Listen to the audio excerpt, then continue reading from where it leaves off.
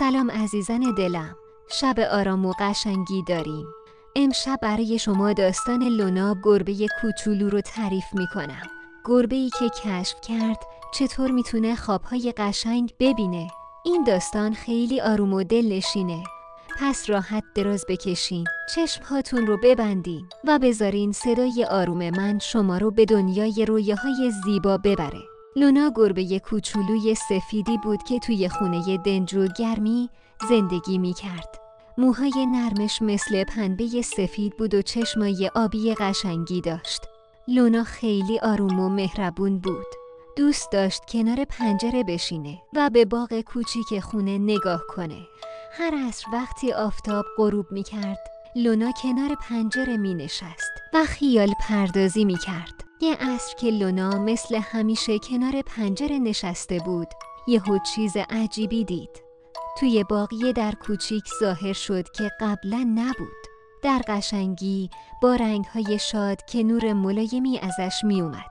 لونا کنجکاو شد. آروم آروم رفت بیرون و نزدیک در شد. روی در نوشته بود باغ رویاهای شیرین. لونا آروم آروم در رو باز کرد.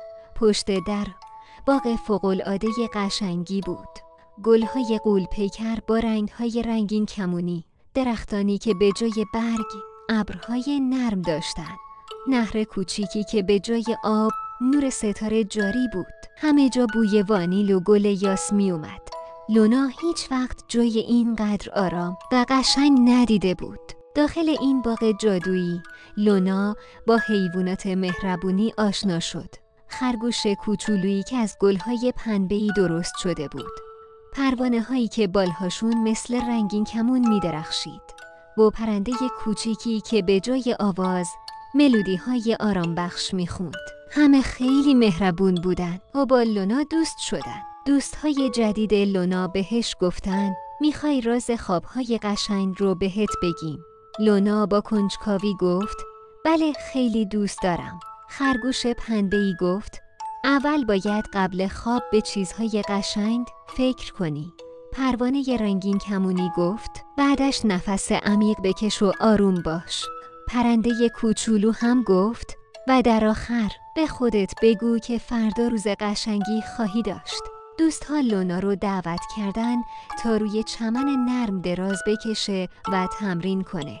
لونا روی چمنی که مثل قبر نرم بود دراز کشید. چشمهاش رو بست، نفس عمیقی کشید و به باغ قشنگ فکر کرد. یهو احساس کرد که شناور شده و توی آسمون پر از ستاره‌های ملایم قدم میزنه. خیلی آرام و راحت بود. وقتی لونا چشم باز کرد، هنوز توی باغ رویاها بود. دوستانش با لبخند مهربونی بهش گفتن حالا تو راز رو یاد گرفتی. میتونی هر شب اینجا بیای. لونا از همه تشکر کرد و آروم آروم برگشت به خونه. حالا میدونست چطور خوابهای قشنگ ببینه. از اون شب به بعد لونا هر شب قبل خواب مثل چیزی که یاد گرفته بود عمل میکرد. به چیزهای قشنگ فکر میکرد، نفس عمیق میکشید و به خودش میگفت فردا روز خوبی خواهد داشت.